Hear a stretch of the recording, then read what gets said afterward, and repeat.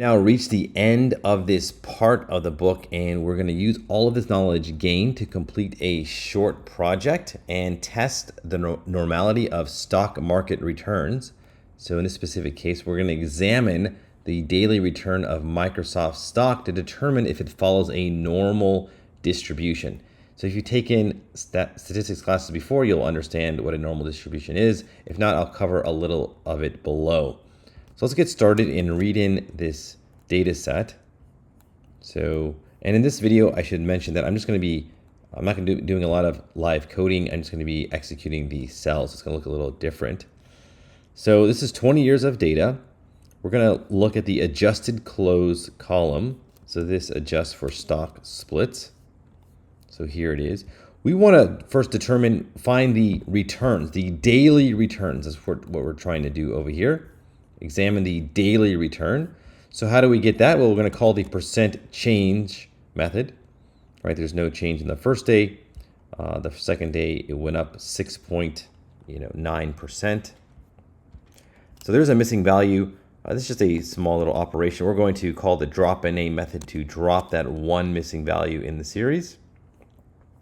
And now we're going to check for the normality. One way is to plot these returns. They should represent some kind of bell curve.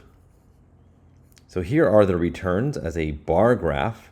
So most of the time, Microsoft will have a return very close to 0. So it stays just about the same.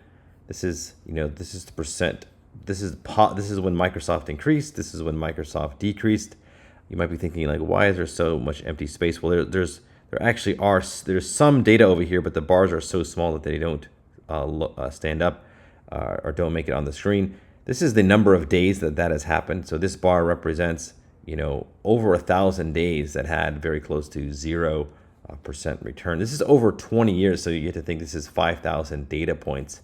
So there are formal statistical tests that you can use to check for normality.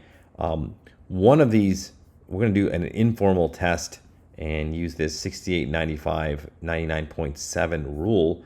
So a normal distribution, so this is kind of what we've seen with our Microsoft data, says that you should get about 68% of the data should fall within one standard deviation of the mean.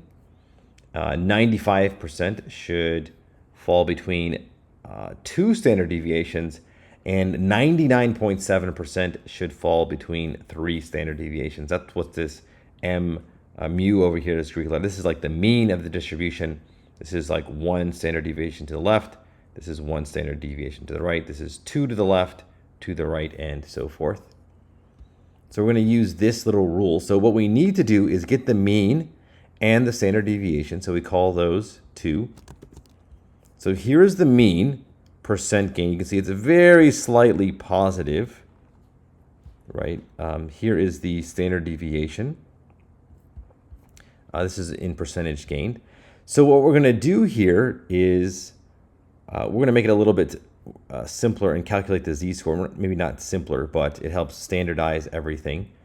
So the z-score is the number of standard deviations. So yeah, it will make it easier to see. All right, if it's like the number 1, then we know it's 1 standard deviation away from the mean. If it's 2, it'll be 2 standard deviations away. So that's what this z-score is going to be. Let's go ahead and output this z-score so that we can see what's going on here.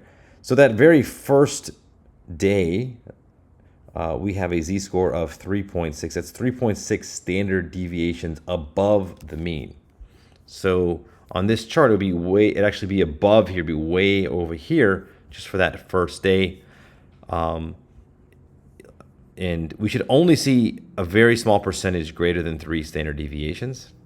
So just 0.3% should be higher or more than 3 standard deviations away from the mean. So we're already looking at what should be a pretty rare event, 3 out of 1,000 times, but it's the first one. We're going to take one more step and take the absolute value of all these standard deviations. And the reason is that we don't care if it's negative or positive. We just want to see how many of these fall within 1, 2, or 3 standard deviations. It'll make the calculation a little bit easier.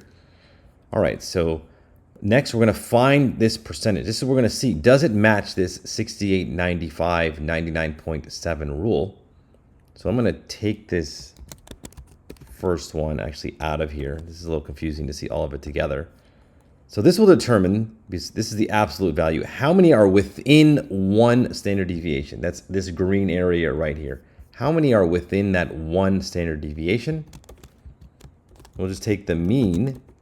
And so it says 79%, right?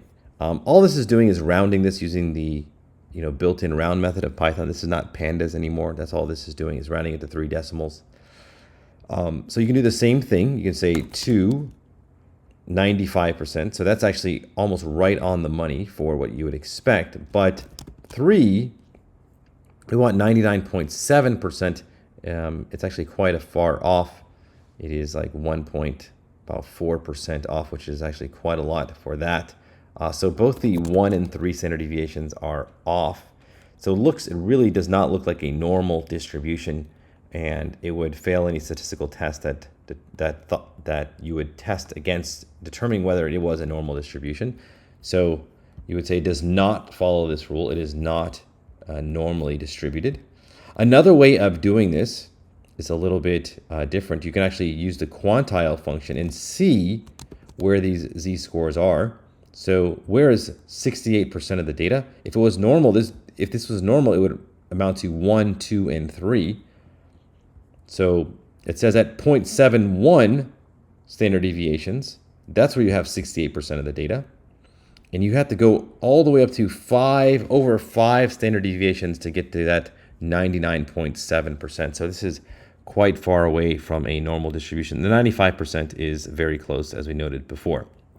Okay, so that's a little bit of pandas that we can use to do like an entire set of tasks. And in this case, we are testing whether Microsoft returns follow a normal distribution or not, and they very clearly do not.